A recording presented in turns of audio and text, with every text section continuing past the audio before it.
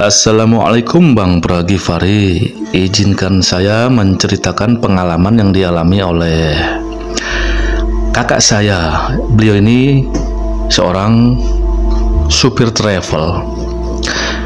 Dan beliau ini memang dia lumayan lama sudah berkecimpung di dunia pertravelan sebagai seorang driver. Awalnya beliau memang ini membawa mobil pribadi yang digunakan sebagai travel. Itu berjalan sekitar kurang lebih 1 tahun.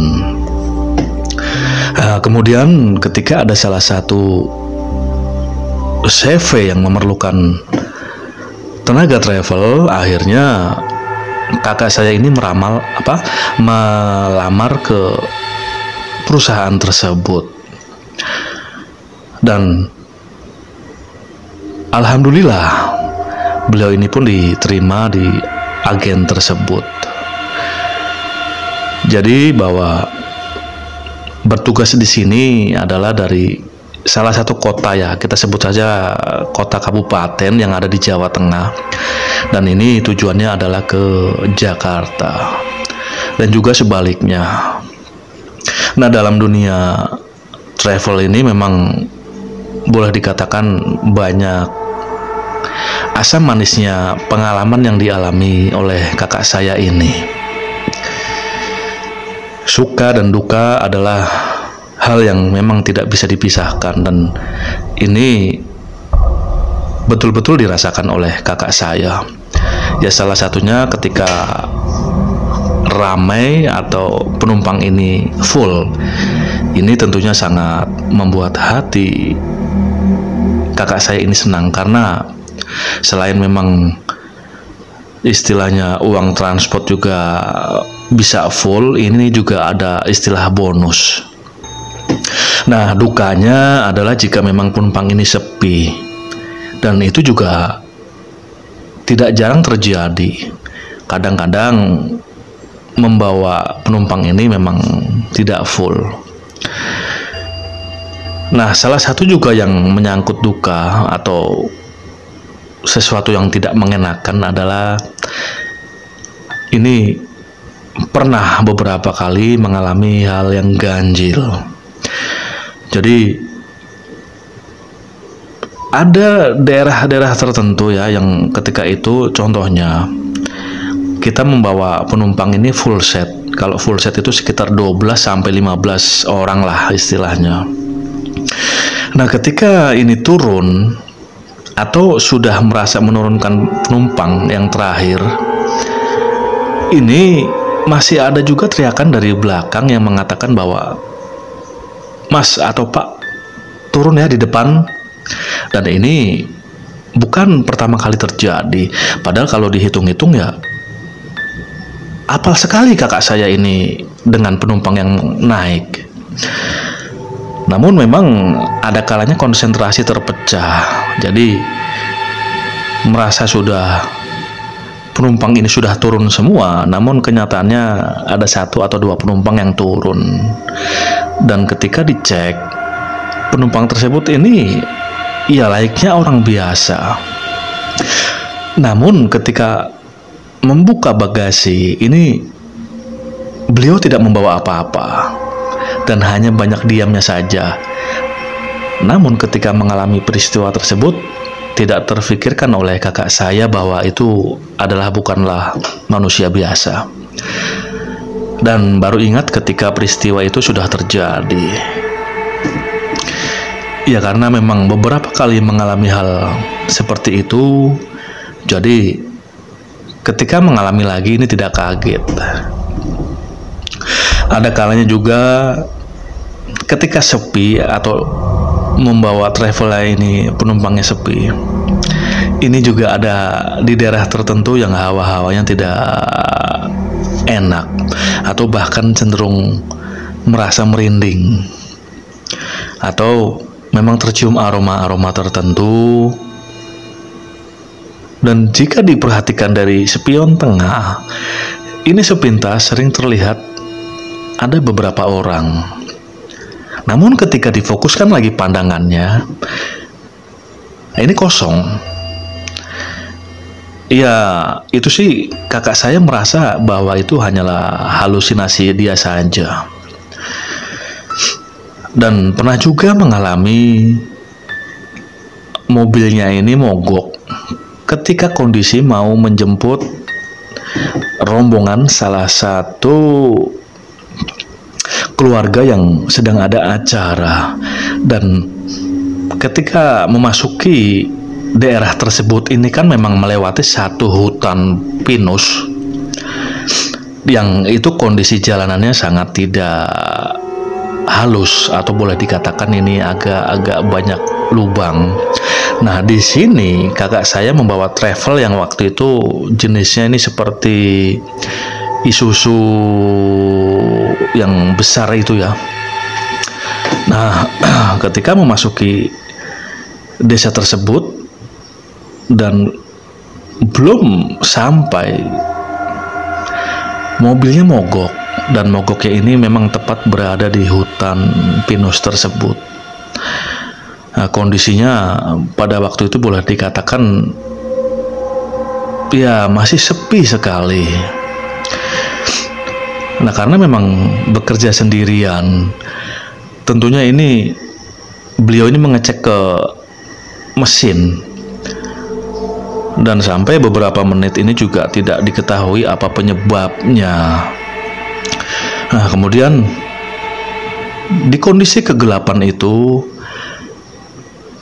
ya dengan sedikit pasrah, kakak saya ini mencoba menyalakan rokok sebatang, karena kakak saya ini ingat kalau mengalami mogok mendadak dan di tempatnya agak menyeramkan, coba dilemparkan rokok yang sudah dinyalakan.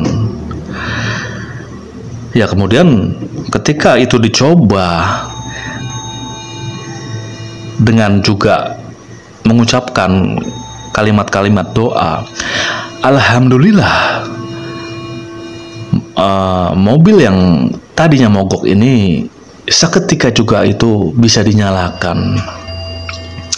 Ya, ini bukan bersifat musyrik, tapi itu adalah cara yang memang dipraktekkan oleh kakak saya. Atau juga ketika melewati tikungan-tikungan atau yang kira-kira jalanannya agak sepi atau jembatan, kakak saya ini istilahnya diberitahu untuk memberi klakson, ya istilahnya untuk kita basa-basi atau minta izin jalan. Ya, hal itu bukan juga yang bersifat musyrik atau bagaimana, tapi ini adalah salah satu boleh dikatakan dinamika yang ada atau dialami oleh para driver, karena memang pengalaman itu yang memang didapatkan dari para supir-supir yang lebih senior. Pernah juga mengalami ini, ada salah satu orang yang menumpang. Orang ini perempuan, dan pada saat itu memang kakak saya ini lagi baru-barunya menjadi driver. Nah, ini naiknya tepat berada di depan pemakaman. Namun memang pada saat itu kondisi malam, sehingga kakak saya ini tidak tahu bahwa itu makam. Yang kakak saya tahu ini hanyalah ada gerbang besar, namun posisinya tidak di pinggir jalan langsung. Nah, ketika perempuan ini naik, memang kondisinya tidak menyeramkan.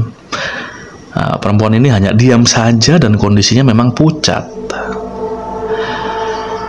Ya, kakak saya ini tidak berpikiran yang aneh-aneh, bahkan juga agak sedikit canggung, karena memang jujur secara penampilan perempuan ini lumayan cantik ya, dengan putih yang cenderung pucat, namun aura kecantikannya tidak hilang. Nah, ketika sudah berjalan beberapa waktu, akhirnya ini perempuan bilang, "Mas, saya berhenti di depan ya, ongkosnya berapa?" Ya, karena memang kakak saya ini merasa tidak terlalu jauh, perempuan tersebut pun tidak dikenakan ongkos. Ya, perempuan itu pun turun dengan biasa saja, juga tidak lupa mengucapkan terima kasih. Namun yang aneh, ketika dilihat dari spion sebelah kiri, ketika perempuan ini turun, dalam hitungan kedipan mata, sosok perempuan ini tidak terlihat lagi. Dan hanya meninggalkan aroma bunga kantil yang langsung berbau semerbak wangi. Dan pada saat itu kondisi travel juga sedang kosong.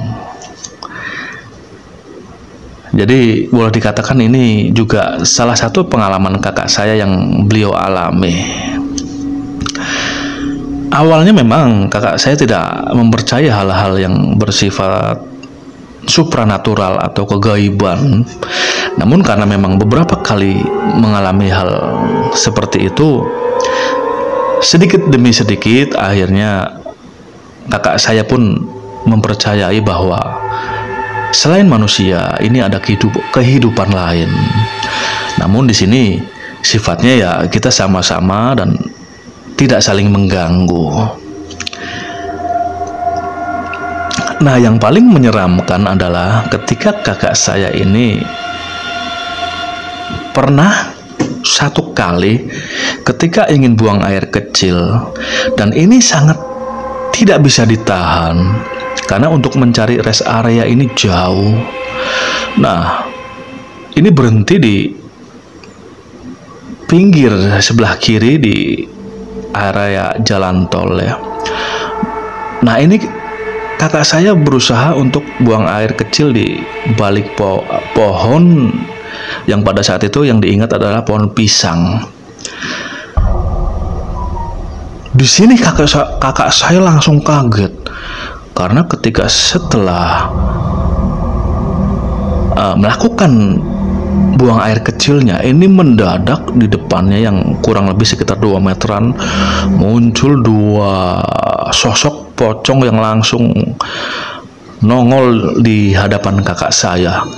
Dan ini serta-merta membuat kakak saya terbirit-birit langsung lari ke travelnya.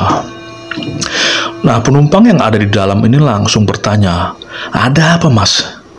Kok lari-lari sampean?" Ya ditanya seperti itu, kakak saya pun bilang, enggak ada apa-apaan Pak, saya ini cuma pengen buru-buru aja gerimis. Nah, padahal kenyataannya kakak saya melihat makhluk gaib yang mengagetkan sekali. Ya itu saja Bang Pragivari pengalaman yang kakak saya alami. Dan beliau ini masih sampai saat ini masih menjadi supir travel di salah satu jurusan daerah Cilacap ke Jakarta, dan kalau tidak salah mobilnya juga sudah berganti ya. Ya demikian itu saja Bang Pragivari. Terima kasih telah memuat cerita saya. Ya demikian adalah cerita yang diceritakan oleh Mas Supaino. Beliau ini kakaknya adalah seorang driver dari sebuah perusahaan travel, dan beliau di sini juga menceritakan pengalaman-pengalaman yang dialami oleh kakaknya. Ya saya berterima kasih dengan cerita yang disampaikan oleh Mas tersebut, dan saya mengucapkan banyak-banyak terima kasih kepada kawan-kawan subscriber yang masih setia mendengarkan cerita-cerita horor yang ada di channel YouTube saya. Dan saya juga tidak lupa memohon maaf jika selama ini mempunyai salah baik di kata-kata ataupun tindakan juga tingkah laku. Dan saya tutup, wassalamualaikum warahmatullahi wabarakatuh.